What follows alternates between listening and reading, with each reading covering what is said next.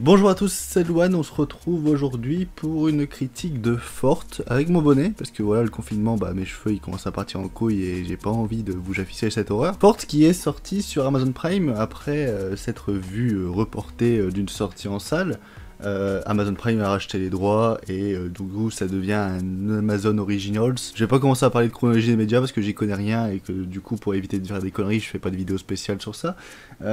Et je fais cette critique de Forte étant donné que j'ai envie de faire une vidéo qui va pas me prendre la tête, car ça fait quelques semaines déjà que j'essaye de faire des vidéos et que mon logiciel de montage plante à partir du moment où le fichier est trop mastoc et où la vidéo dure trop longtemps.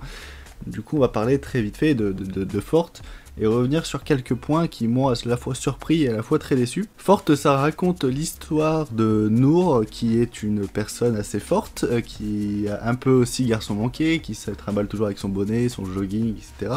Et qui, dans une envie de séduire, une envie de respirer de féminité, va trouver une nouvelle passion, le pole dance, qui va lui être enseigné par Valérie Lemercier. Quand j'avais vu la bande-annonce dans mon taf, quand on l'avait reçue de la part des producteurs et des distributeurs, la bande-annonce me tentait pas, je pensais que ça allait être une comédie bien crade, qui tape bien sur les minorités et qui est plus du foutage de gueule pour une certaine communauté que autre chose. Et quand j'ai su que le film allait sortir sur Amazon Prime en SVOD, donc sans devoir payer pour voir le film propre, juste prendre un abonnement sur Amazon Prime qui n'est pas aussi très coûteux, hein, ça coûte 6€ il semble par mois. Je me suis dit, c'est peut-être là que le film a plus sa place plutôt qu'en salle. Et je n'ai pas eu tort, je pense que le film est bien là où il est, en SVOD sur Amazon, en libre accès, pour ceux qui ont un abonnement, et encore, il y a un mot gratuit, donc si vous voulez profiter du film gratuitement, vous pouvez également. Et Forte a été une plutôt agréable surprise, sans être non plus un film foufou.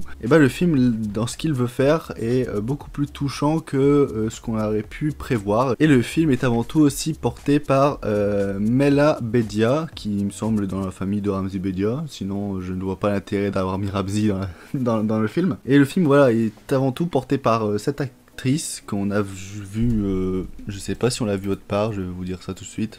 Ouais, on l'a vue dans Bad Buzz, Pattaya, Tout Schultz, à toute épreuve. Enfin bref, des films bien grossiers, bien franchouillards quand même. Et c'est la première fois quand même que je la vois vraiment très bien jouer et elle m'a beaucoup surpris dans l'ensemble du film. Ça n'est pas non plus une grande actrice qui mérite un prix, mais je veux dire que le film elle porte tout sur ses épaules et elle arrive à faire sublimer des scènes qui de base, jouées par peut-être d'autres acteurs, n'auraient pas été aussi touchantes ou si drôles. Elle a un talent comique qui est vraiment très intéressant et qui est très bien exploité aussi pendant tout le film. Avant de parler de ce que j'ai plutôt apprécié pendant ce visionnage, on va parler des choses qui m'ont un peu déplu. Notamment Valérie Lemercier qui comme d'habitude est totalement à côté de la blague, qui n'arrive jamais à sublimer la blague qu'elle est en train de citer. Elle n'arrive pas à avoir ce talent comique qu'ont d'autres acteurs qui sont dans le film.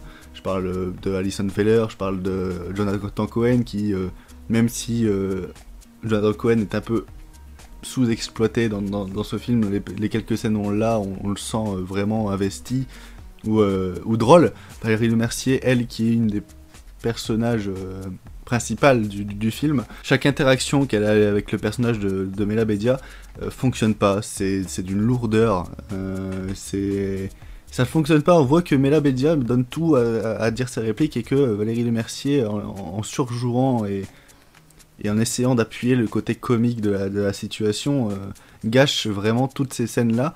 Et c'est con parce que c'est les deux seuls personnages récurrents qu'on voit vraiment interagir ensemble. Également, il y a toute cette fin où le personnage de Nour, Mela Bedia, qui a réussi en plus à convaincre son entourage que sa passion pour le pole dance était quelque chose de bien et non pas quelque chose qui peut vraiment représenter la sexualité, mais plus quelque chose qui permet de donner confiance en soi. La finalité, la personne qu'elle retrouve à la fin et qu'elle embrasse, je trouve ça un peu trop gros quand même. C'est pas un jeu de mots, hein, je vous rassure. Mais je trouve ça quand même un peu trop gros, pour moi ça colle pas, ça fonctionne pas, c'est vraiment le cliché de la rom-com et ça me déplaît fortement. Voilà, je peux pas m'empêcher de faire des jeux de mots involontairement, hein, gros, fortement, voilà, excusez-moi. Je sais qu'il y a d'autres défauts, hein, il y a beaucoup de scènes qui fonctionnent pas, beaucoup de blagues qui paraissent un peu lourdes, mais dans l'ensemble ça reste un film qui je trouve est important pour une certaine communauté de personnes qui essayent d'avoir confiance en eux.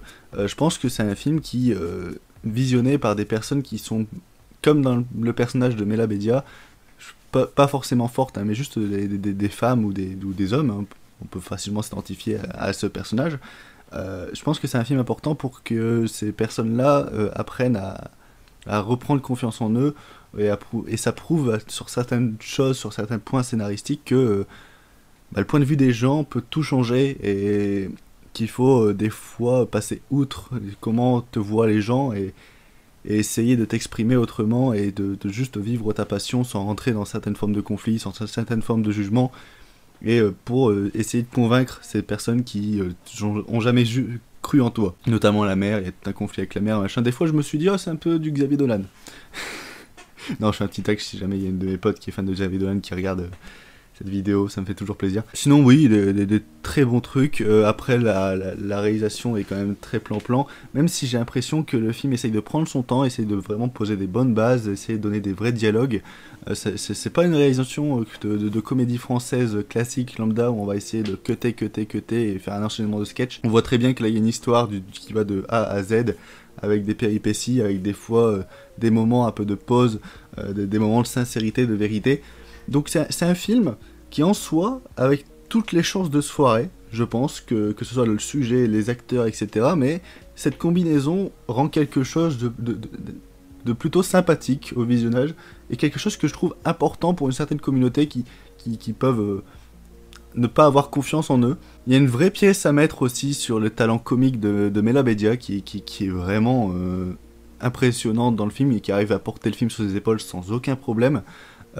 Et après on a toute une petite bande d'acteurs sous-jacentes comme Alison Veller, qui vraiment ici ne surjoue pas. D'habitude on la voit dans les films, elle surjoue vraiment le cliché de base de la meuf qui vient de l'internet et qui essaye de prouver ses talents d'actrice. Là vraiment elle est d'une sincérité, elle fonctionne très très bien. Après Jonathan Cohen qui ne foire pas sa réputation, c'est à dire que j'ai une réputation avec Jonathan Cohen. À chaque fois qu'il apparaît dans un film, le film est plutôt sympa. Il n'est jamais vraiment nul, il y a toujours quelque chose de plutôt attrayant, plutôt efficace, et c'est ça avec toute la filmographie de Jonathan Cohen. Donc c'est un vrai film qui rentre dans cet esprit-là. Ah ouais, il y a aussi toute une problématique qui se met avec un des meilleurs amis de Nour, donc Mela Bédia.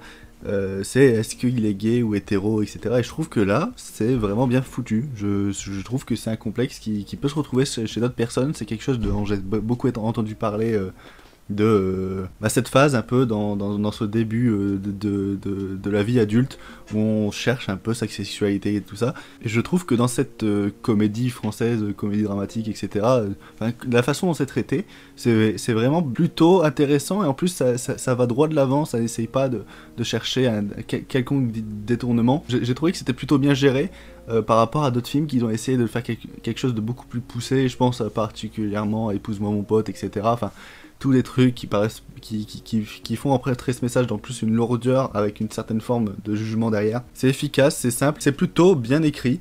Et en soi le film est bien écrit, toutes les vannes dans leur écriture sont vraiment intéressantes. Après c'est dans le jeu de certains acteurs comme Valérie Lemercier qui je trouve gâche la majorité de ses vannes. Ouais, c'est intéressant de regarder Forte pendant ce confinement, c'est une petite heure et demie de sympathie et de belles choses, même si c'est engrangé dans quelque chose de plutôt conforme, de plutôt conventionnel, malgré quelques petites touches d'écriture qui arrivent des fois à dépasser cette convention pour enfin dire des choses sans vraiment passer par 4 chemins.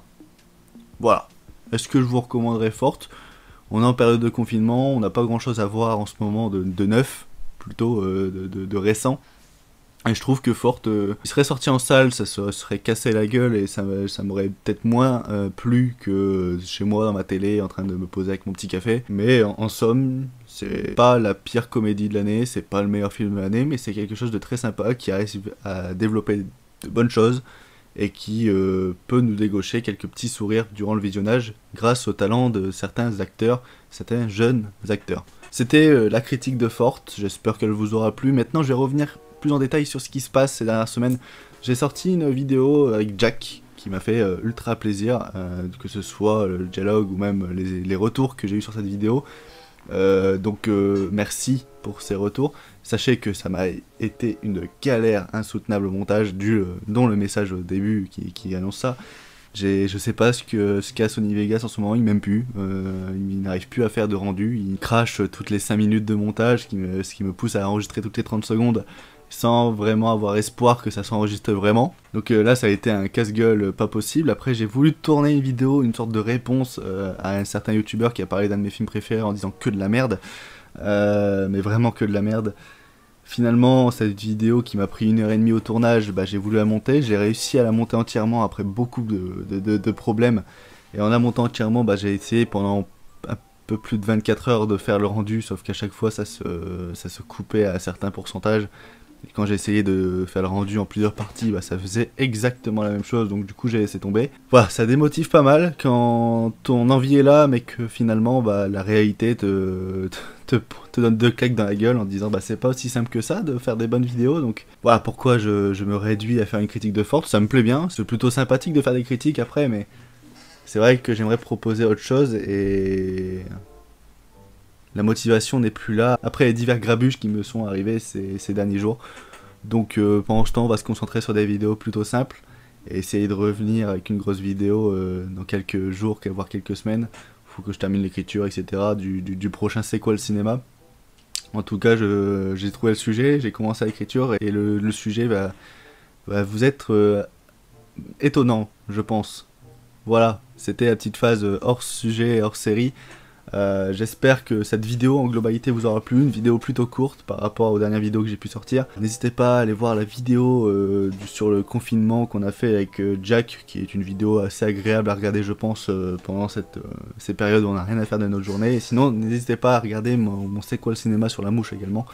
Voilà, ça me fait toujours plaisir que des gens ont la curiosité peut-être de regarder, et n'hésitez pas aussi à me dire ce que vous en pensez, que ce soit dans les commentaires sur Twitter, je m'en fous, mais tant que j'ai des retours et que vous me dites ce que vous en pensez, pour me donner des conseils sur le prochain C'est quoi le cinéma, essayez de prendre en compte vos avis.